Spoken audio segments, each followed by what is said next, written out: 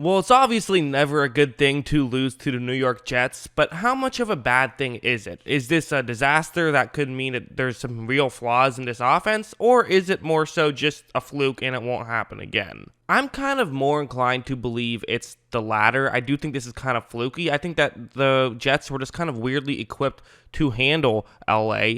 And let me show you what I mean. Because really, my main point is that when Jared Goff had time to throw, he was very good in this one. And when he didn't have time to throw, he was very not good in this one. So like right here. So it's going to be a play action. And there's a couple of routes that could work against play action. So that's the way this play works.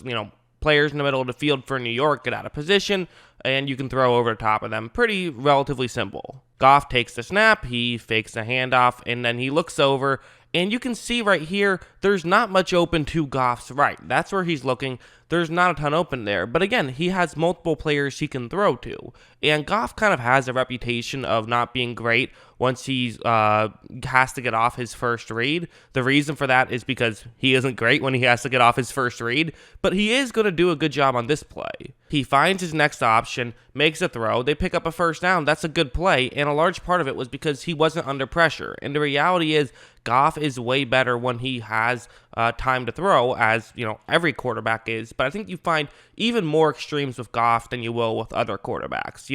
Obviously every quarterback isn't as good when he doesn't have as much time, but I think more so with Jared Goff. Let's now show this play. This is going to be Quinnen Williams, who at some point I'm going to have to make a film study on his breakout second year. A sophomore season for a defensive tackle breaking out. It's a real thing. A lot of defensive tackles, the first year when they're used to, playing guys that are much smaller than them, they can just overpower him.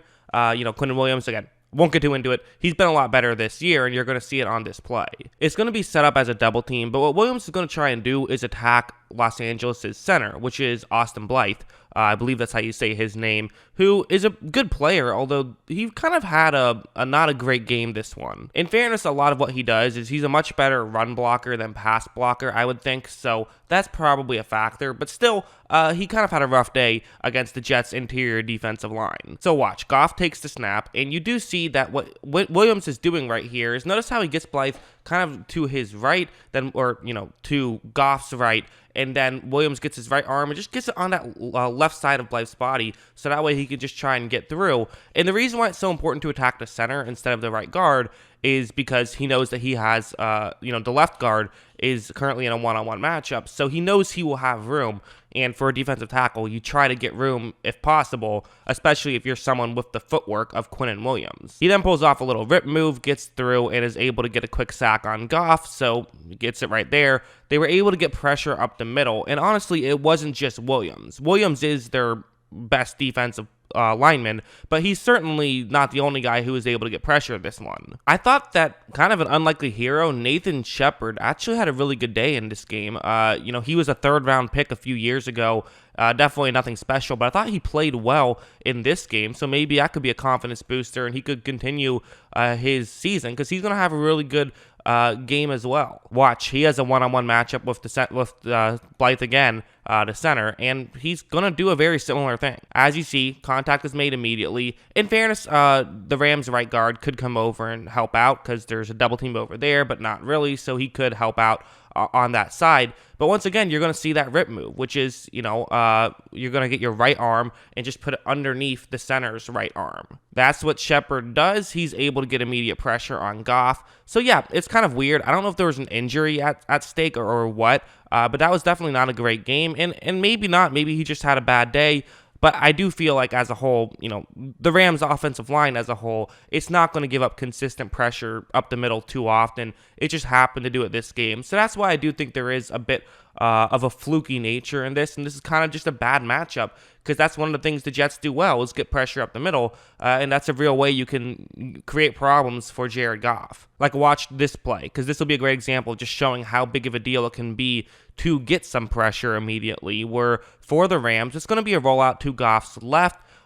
It's against zone coverage, so that's good. They have a tight end who's going to run out, and he's going to try and get, to the left side further deep. But really, another key block is going to be the one that I have in the black box. That's really the key one to take a look at. It's going to be Gerald Everett blocking Frankie Louvu right here at the line, and to be honest, they could have done this a little bit better. The Rams could have, they have their outside tight end blocking while the inside tight end runs a route. You could have done it the other way, but I think the logic behind it does make sense, where you can have Everett sort of have a better angle, and all he has to do is just get a little bit in the way, because Goff is going to roll out in that direction, and he's probably going to run closer to the inside, so this shouldn't be a problem for LA. But watch how Everett does not make his block, which creates immediate pressure, and this is the real issue, because this play completely worked. They were able to fool the Jets defensive back, who's in charge of covering deep to Goff's left, and so this could have potentially been a touchdown had that block been made, and that's kind of just the beautiful thing and also the frustrating thing about football is sometimes it just comes down to one guy like that, someone missing their block or someone on defense shedding a block that turns what would have been a touchdown into a disastrous play for LA. Goff just throws that one into the dirt because he had to. There was no way he was going to get a chance to throw the ball deep with that kind of pressure. And, it's just the little things like that. There was some little things that went against them. This plays another good example, I think, where it's going to be zone coverage. Again, this time it's a rollout to Goff's right, and you have a couple of routes going to his right that could potentially get open. Goff takes the snap, he fakes a pitch that way, but then gets ready to make a throw. And at this point, if he makes this throw now, there clearly is a window. And this is kind of why they say never throw across your body, because sometimes it's hard to really get enough pressure that you want on the ball. So, for Goff, he's going to wait a little bit. He kind of should have thrown it right away, but he is going to decide to wait a little bit. But then you also see it's just an incredible interception. And for Goff, it's hard to really get too mad at him. Like, sure, the throw should have been a bit higher, but it wasn't a terrible decision. It wasn't even a terrible throw. It was just a great defensive play. It wasn't a great throw. He should have been able to be better than that.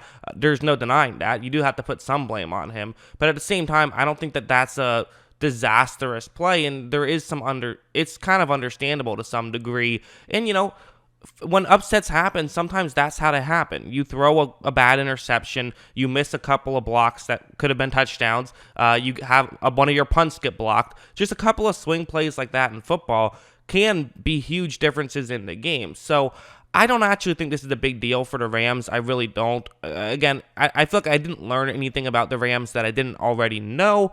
Obviously, it's never good to lose to the Jets, but at least on offense, I don't think it's a big deal. I still feel the same way I felt about them. Maybe a little bit less, but not too much less. I do think that the Rams are still a good team. I think they can put up quite a fight against Seattle. I'm going to say, react. Be disappointed, but don't overreact. I think it's okay. The Jets still are an NFL football team at the end of the day, and they played well against the Rams. That's what I think. What do you guys think? Let me know in the comments below. Always love hearing from you. And of course, as always, thanks for watching.